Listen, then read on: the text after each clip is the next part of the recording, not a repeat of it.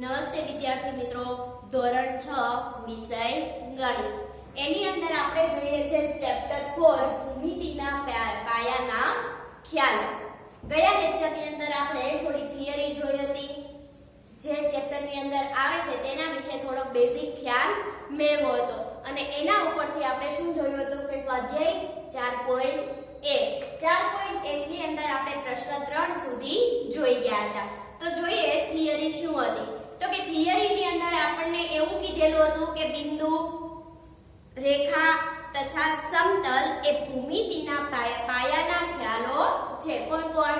તો કે બિંદુ છે તે, રેખા છે અને સમતલ. આ ત્રણ છે એ ભૂમિતિના પાયાના ખ્યાલો છે. તમને 1 માર્ક્સ ની અંદર પૂછાઈ શકે છે. ત્યાર પછી એવું કીધું કે જે બિંદુ આપેલું છે એ બિંદુને લંબાઈ, પહોળાઈ કે જાડાઈ હોતી નથી. બિંદુ છે એ માત્ર એક જ સ્થાન બતાવે છે. કે બિંદુને તમે અહીંયા દોરો, એક ટપકું તમે દોરો તો ત્યાં જ પડ્યું રહે છે. એક જગ્યાએથી ખસીને બીજી જગ્યાએ જાતું નથી. એટલા માટે કીધું કે બિંદુ છે એ એક જ સ્થાન દર્શાવે છે. ત્યાર પછી એવું કીધું કે એક લીટીમાં, એક સીધી લીટીમાં તમે અસંખ્ય બિંદુઓ દોરી શકો છો અને આ અસંખ્ય બિંદુઓ છે એ શું બતાવે છે? રેખા બતાવે છે કે જે બંને બાજુ અનંત સુધી શું છે? પ્રસરેલી છે. રેખા છે એને માપી શકાતી નથી. ત્યાર પછી આપણે જોયેલું હતું રેખાખંડ. તો કે રેખાખંડ છે એને 2 અંત્ય બિંદુઓ હોય છે. રેખાખંડને માપી શકાય છે. ત્યાર પછી કિરણ જોયું તો કિરણને એક ઉદ્ભવ બિંદુ હોય છે અને શું હોય છે કે કિરણ છે તે અનંત સુધી પ્રસરેલી છે, તેને માપી ન શકાય. પડી ગઈ ખબર? ત્યાર પછી આપણે એવું જોયેલું હતું કે એક જ સમતલ પર 2 બિંદુ એટલે કે 2 રેખાઓ જો એકબીજાને છેદતી ન હોય તો તેને કેવી રેખાઓ કહેવાય છે? સમાંતર રેખાઓ કહેવાય છે.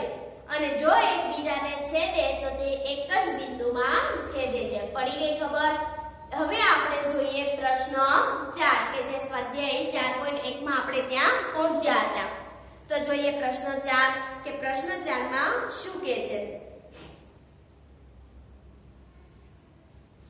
ચાલો પ્રશ્ન 4 માં આપણી પાસે એવું માંગે છે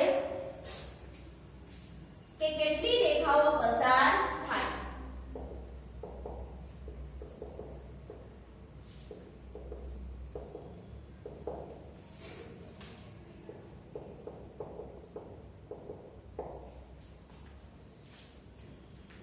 કેટલી રેખાઓ પસાર થાય એની અંદર આપણને એ 2 સવાલ પૂછેલા છે. પહેલો સવાલ એ એક બિંદુમાંથી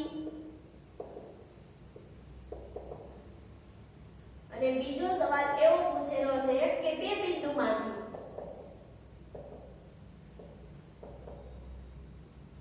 ચાલો આના આપણે શું આપવાના છે? આન્સર આપવાના છે.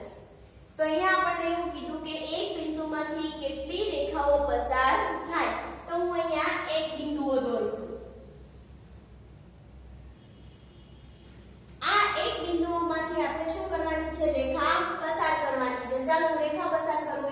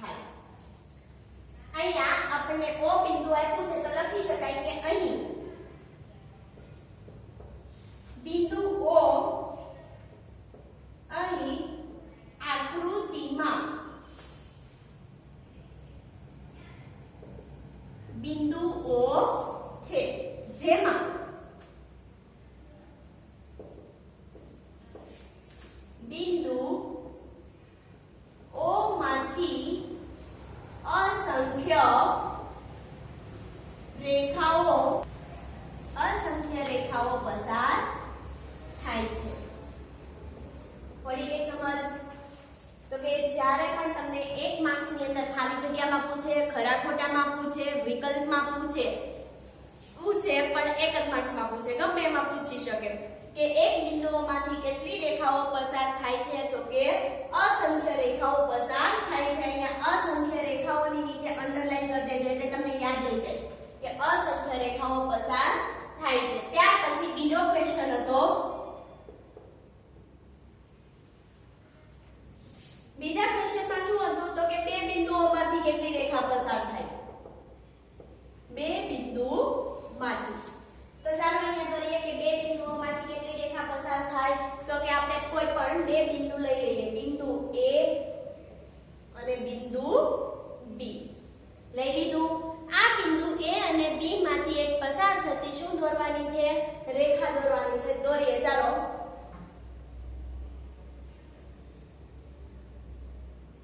બિંદુ A અને બિંદુ B પસાર થતી રેખા દોરી. કેટલી દોરી શકો છો? એક જ તમે રેખા દોરી શકો, કેમ કે બંનેમાંથી પસાર કરવાની છે. જો તમે પાછું અહીંયાથી તમને એમ થાય કે હજી એ બિંદુમાંથી, તો કે નહીં, ખાલી એક જ બિંદુમાં પસાર થઈ તે ચાલે નહીં. આપણે બંને એક જ રેખા હોવી જોઈએ અને પાછા બે બિંદુઓ આવવા જોઈએ. તો એવી કેટલી રેખા પસાર થાય? એક જ રેખા પસાર થાય છે. તો અહીંયા શું લખી શકાય કે અહીં બિંદુઓ A અને B છે તેમાંથી માત્ર એક જ રેખા પસાર થાય છે. શું લખાશે? તો કે અહીં બિંદુઓ A અને B છે તેમાંથી માત્ર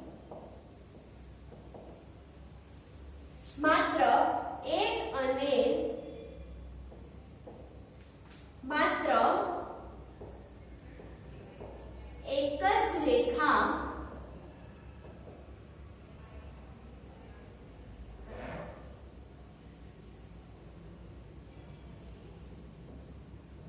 પસાર થાય છે. રેખાનું તમારે નામ લખવું હોય તો રેખા AB. પડી ગઈ સમજ? તો અહીંયા તમે જ્યાં આગળના ચેપ્ટર એટલે કે આગળના વિડિયો લેક્ચરની અંદર તમે જે પ્રશ્ન 3 લખેલો હતો તેની નીચેથી તમારે શું કરવાનું છે? તારીખ મારીને આજની તારીખ એટલે કે આજની તારીખ મારીને તમારે પ્રશ્ન 4 ચાલુ કરી દેવાનો છે. પ્રશ્ન 4 લખવાનો. ત્યાંથી જે પણ તમને વિડિયો લેક્ચર પૂરો થાય ત્યાં સુધીનું બધું જ તમારે વિધિસર એટલે કે લાઈનસર જે મેડમ લખાવેલું છે તે લખવાનું છે. કેટલી રેખાઓ પસાર થાય? તો કે એક બિંદુમાંથી અસંખ્ય અને બે બિંદુઓમાંથી એક અને માત્ર એક જ રેખાઓ પસાર થાય છે. પડી ગઈ સમજ? ત્યાર પછીનો હવે જોઈએ પ્રશ્ન 5. અહીંયા લખવામાં પાછળ રહી જતા હોય તો સ્ક્રીનશોટ પાડીને લખી લેજો. બસ પણ એટલું જ ધ્યાન રાખવાનું છે કે તમે કોઈ પણ આકૃતિ દોરો, રેખાઓ દોરો, આકૃતિ દોરો તો એ આકૃતિ પેન્સિલથી દોરવાની છે, પેનથી દોરવાની નથી. અહીંયા તમારે સ્કેલનો ઉપયોગ કરી શકાશે. સ્કેલનો ઉપયોગ કરી વ્યવસ્થિત તમારે રેખા કિરણ કે રેખાખંડ જે છે તે દોરવાનું રહેશે. વ્યવસ્થિત હોવું જોઈએ. જો વ્યવસ્થિત નહીં હોય તો નોટ ચેક કરાવવા આવો ત્યારે હું ફરીથી લખવા આપીશ. ચાલો ત્યાર પછીનો જોઈએ પ્રશ્ન 5.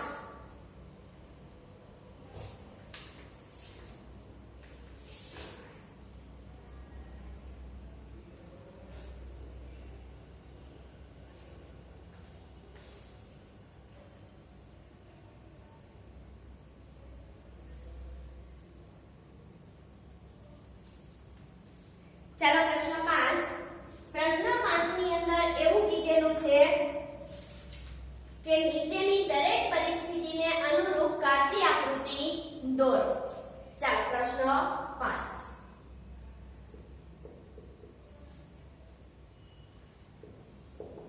નીચેની દરેક પરિસ્થિતિને અનુરૂપ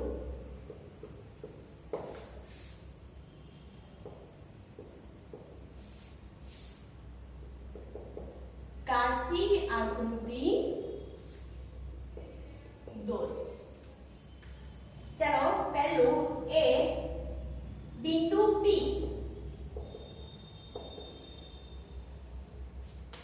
રેખાખંડ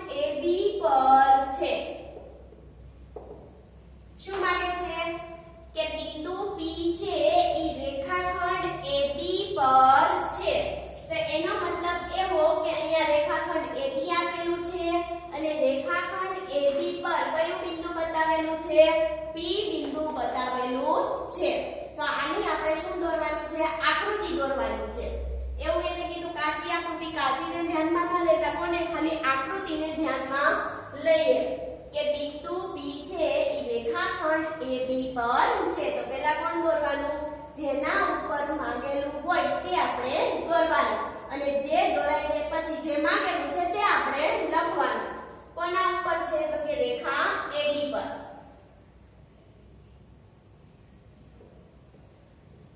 चलो आकृति दौड़िए रेखाखंड AB पर तो के आ रेखाखंड AB रेखाखंड AB માં બિંદુ A અને બિંદુ B હવે કીધું કે બિંદુ P રેખાખંડ AB પર છે પર કીધું પર એટલે રેખાખંડ ઉપર છે કોણ તો કે બિંદુ P તો બિંદુ P ને તમે રેખાખંડ ઉપર ગમે ત્યાં બતાવી શકો છો બિંદુ P તો આ થઈ ગઈ તમારી કાચી આકૃતિ એનો મતલબ એવો કે રેખાખંડ AB પર B P બિંદુ છે પડી સમજ ત્યાર પછીનો પ્રશ્ન બ બીજો જોઈએ તો બીજામાં એવું કીધેલું છે કે રેખા XY અને રેખા PQ M બિંદુમાં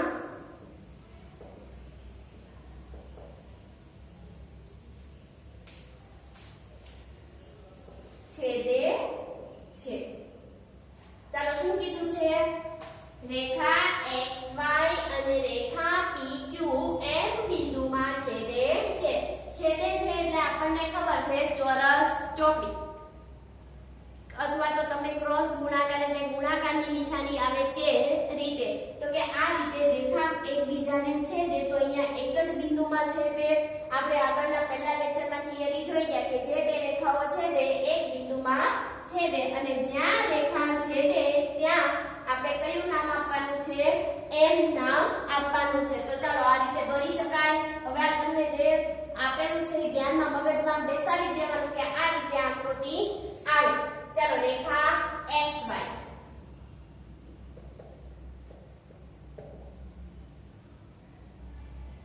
रेखा નું નામ આપી દો X અને આ બાજુ બિંદુ Y પડી ગઈ સમજ બિંદુ X અને બિંદુ Y બીજી કઈ રેખા છે PQ તો બિંદુ P અને આ બાજુ બિંદુ Q કયા બિંદુમાં છેદે છે તો કે M ને છેદે એવું કીધું ને તો જ્યાં છેદે છે ત્યાં કયું નામ આપવાનું M બિંદુમાં છેદે છે પડી ગઈ સમજ અહીંયા તમને ખાલી આવું વાક્ય તો સેમ આપેલું હોય ખાલી નામ ફેરવી નાખેલા હોય તો પણ આપણે કે નહીં હવે શીખી જવાનું ત્યાર પછી ત્રીજો ક્વેશ્ચન ત્રીજામાં એવું કીધું કે રેખા L પર E અને F બિંદુ છે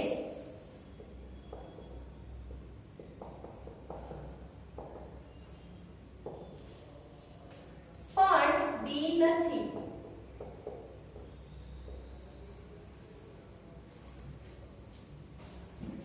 ચાલો રેખા L પર E અને F બિંદુ છે એટલું આપણે કામકાજ પતાવી લઈએ કઈ રેખા કેવી કીધી L તો આપણે એક રેખા દોરી લેવાની આ થઈ ગઈ રેખા L નામ આપવાનું રેખા દોરી એનું નામ શું છે તો કે L છે આ રેખા L ઉપર કયા કયા બિંદુ આપણને આપેલા છે તો કે E અને F તો કે ના બિંદુ બતાવી દો બિંદુ E અને બિંદુ F પડી ગઈ સમજ પણ બિંદુ D છે તે રેખા ઉપર નથી તો ક્યાં હશે બહાર હશે બહાર તમે કોઈ પણ જગ્યાએ બતાવી શકો તો અહીંયા હું બતાવી દઉં બિંદુ D પડી ગઈ સમજ તો આનો મતલબ એવો કે જો તમને વાક્ય ન આપેલું હોય આકૃતિ આપેલું હોય આકૃતિ ઉપરથી વાક્ય લખવાનું કે તો આપણને ખબર પડવી જોઈએ કે રેખા L પર બિંદુ E અને બિંદુ F છે પણ બિંદુ D નથી આવડશે બિંદુ D રેખા ઉપર ન આપેલું હોય તો ક્યાં હોય બહાર બતાવી દેવાનું પણ બતાવવાનું જરૂરી છે. ત્યાર પછીનો ચોથો ક્વેશ્ચન, રેખા OP અને રેખા OQ બિંદુ O માં મળે છે. ચાલો, રેખા OP અને રેખા OQ બંને જોઈ લો. બંનેના નામમાં તમને O એક સરખા દેખાશે. દેખાય છે O. અને પાછું એવું કીધું કે બિંદુ O માં મળે છે. મળે છે એટલે શું થાય? છેદે છે. ક્યાં? બિંદુ O માં. તો એવી આપણે આકૃતિ રચવાની છે. કેવી? તો કે બંને જે રેખા છે એ બિંદુ O માં મળવું જોઈએ. તો એક આકૃતિ આપણે એવી રચીએ કે રેખા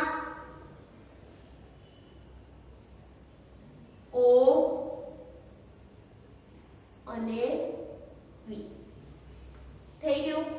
ત્યાર પછી રેખા OQ. તો અહીંયા O તો આપેલો જ છે, તો એવી કોઈ બીજી રેખા આપણે દોરી નાખીએ. પણ બિંદુ O માં મળે છે એવું કીધું ને કે બિંદુ O માં મળે છે, તો બિંદુ O માં શું થવી પડે? છેદતી હોવી જોઈએ. ચાલો, કઈ? અહીંયા તમને બિંદુ O નું નામ તો આપી દીધું છે. આ બાજુ ઘટે છે કોણ? Q. તો થઈ ગઈ કે એનો મતલબ એવો કે રેખા OP રેખા OQ O બિંદુમાં મળે છે. આવડશે? આવા બીજા કોઈ પણ ક્વેશ્ચન આપણને આપેલા હોય તો એના ઉપરથી આપણે શું બનાવવાની? આકૃતિ બનાવવાની છે. તો અહીંયા આપણે પ્રશ્ન 4 ની નીચે પ્રશ્ન 5 લખી લેવાનો છે. પાછળ રહી ગયા હોય તો સ્ક્રીનશોટ પાડીને લખી લેજો. પણ આકૃતિ છે તે તમારે પેન્સિલની મદદથી દોરવાની છે. પેનથી દોરેલી હશે તો હું ફરીથી તમને લખવા આપીશ.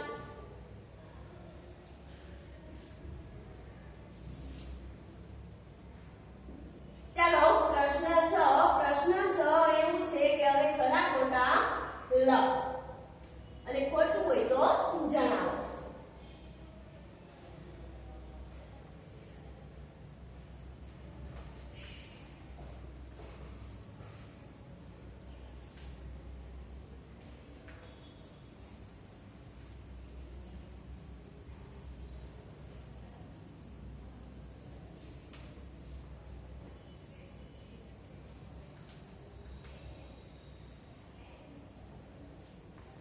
ચાલો, પ્રશ્ન 6.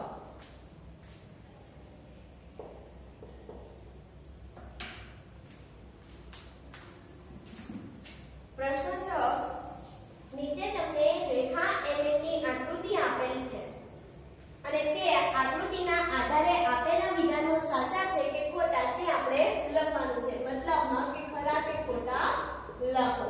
ચાલો, આપણને એક આકૃતિ આપી દીધેલી છે. આકૃતિમાં એક રેખા આપેલી છે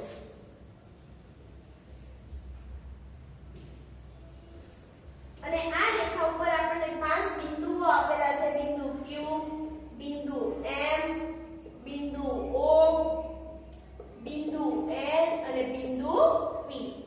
એટલે આપણને 5 શું આપેલા છે? બિંદુઓ આપેલા છે અને આ 5 બિંદુઓ એક જ રેખા ઉપર આવેલા છે. ચાલો, પહેલો ક્વેશ્ચન તમને એવું કીધેલું છે Q, M, O, N અને P એ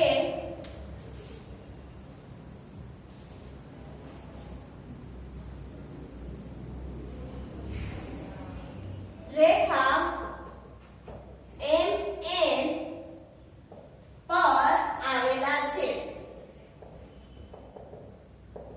ચાલો, અહીંયા તમે જોઈ શકો છો Q તો Q છે, M છે, O છે, N છે અને P છે.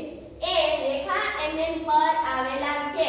તો એનો મતલબ એવો કે રેખા ઉપર જે પણ બિંદુઓ હોય તેને આપણે રેખા ઉપર દર્શાવી શકીએ છીએ. તો અહીંયા રેખા QM પણ કહી શકાય, QO પણ કહી શકાય, MO પણ કહી શકાય, MN પણ કહી શકાય, OP પણ કહી શકાય. કહી શકાય કે નહીં? આપણે પહેલા જ પ્રશ્નની અંદર જોઈ ગયા તો અહીંયા બધા જ બિંદુઓ છે રેખા MN પર આવેલા છે તો કે હા આવેલા છે તો વિધાન કેવું છે સાચું ખરું ત્યાર પછી બીજો સવાલ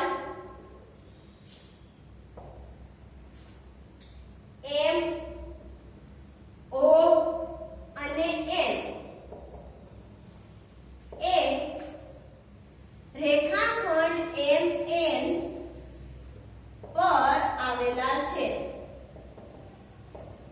ચાલો જોઈ લો તમને શું કીધું છે MO અને N MON રેખાખંડ MN પર આવેલા છે તો આપણે M અને N ની વચ્ચે જેટલી પણ આકૃતિ છે એટલું બતાવી દઈએ અહીંયા M અને અહીંયા N એની વચ્ચે O પણ છે તો કે હા તો આપણે એમ કીધું O M તો M O અને M રેખાખંડ MN પર તો કે છેલ્લા રેખાખંડમાં બે અંત્ય બિંદુઓ હોય ને તો છેલ્લા MN પર આવેલા છે તો કે હા તો આપણી માટે વિધાન કેવું થયું સાચું ત્યાર પછી પ્રશ્ન ત્રીજો સી સી ની અંદર એવું આપ્યું M અને N એ રેખાખંડ MN ના અંત્ય બિંદુઓ છે ચાલો M અને N રેખાખંડ MN ના અંત્ય બિંદુઓ છે તો કે રેખાખંડ ઉપર જે બે નામ આપેલા હોય તે એના છેલ્લા અંત્ય બિંદુઓ હોય છે તો વિધાન કેવું છે સાચું કે M અને N ઈ એના શું છે અંત્ય બિંદુઓ છે ત્યાર પછી D O અને N એ રેખાખંડ OP ના અંત્ય બિંદુઓ છે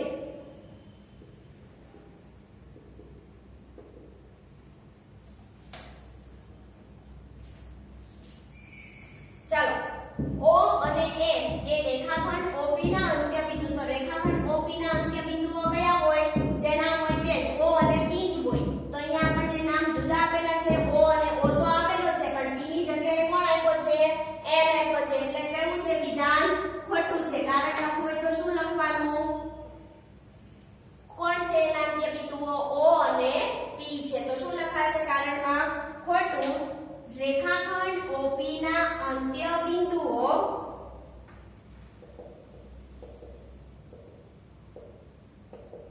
બિંદુ O અને P છે પડી ગઈ સમજ ત્યાર પછીનો આગળનો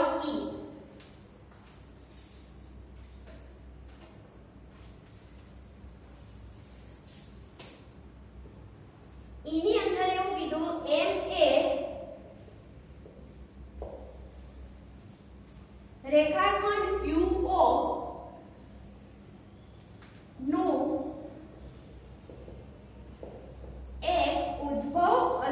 એક અંત્ય બિંદુ છે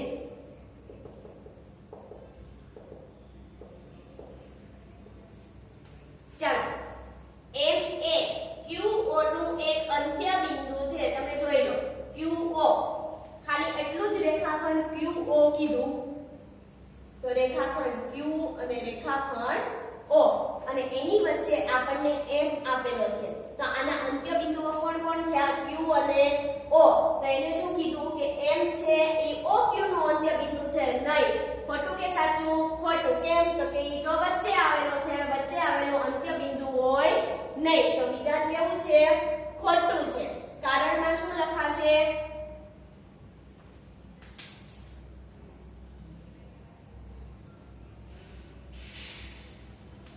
કારણમાં શું લખાશે કારણ લખવું હોય તો કે M એ QO નું એક અંત્ય બિંદુ નથી કોણ છે રેખાખંડ QO નું અંત્ય બિંદુ Q અથવા તો O છે તો કારણમાં શું લખી શકાય તો કે રેખાખંડ QO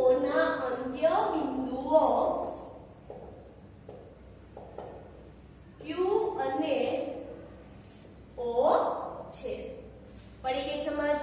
ત્યાર પછી F.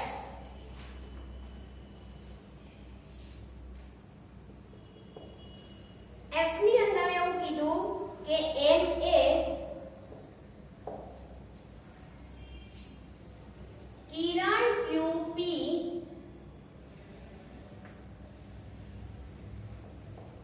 પરનું બિંદુ છે. ચાલો કિરણ QP તો અહીંયાથી તમે લ્યો તો કિરણ QP ઉપર M બિંદુ આવેલું છે તો કે હા તો આપણું વિધાન કેવું છે? સાચું છે. વિધાન કેવું છે? સાચું. એટલે શું આવશે? ખરું. પછી F, પછી G. G માં એવું કીધું કે કિરણ OP અને કિરણ QP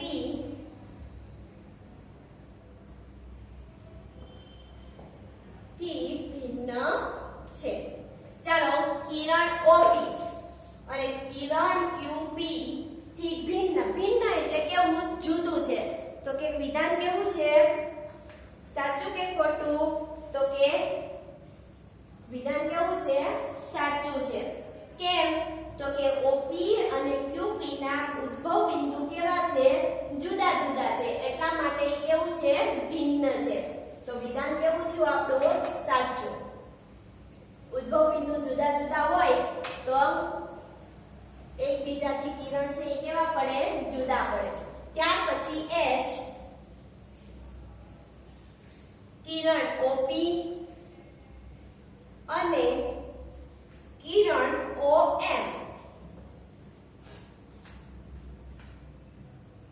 એ સમાન છે.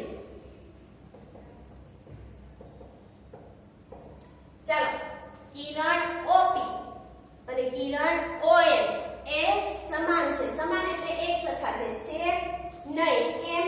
તો કે એકબીજાથી વિરુદ્ધ દિશામાં જાય છે. જો કિરણ OP ઉપર જાય છે તો કિરણ OM ક્યાં જાય છે? નીચે જાય છે. એટલે સમાન છે નહીં. તો વિધાન કેવું? ખોટું. કારણમાં શું લખાશે? તો કે કિરણ OP અને કિરણ OM વિરુદ્ધ કિરણ છે. ત્યાર પછીનો I. કિરણ OM અને કિરણ OM એ કિરણ OP નું વિરુદ્ધ કિરણ નથી.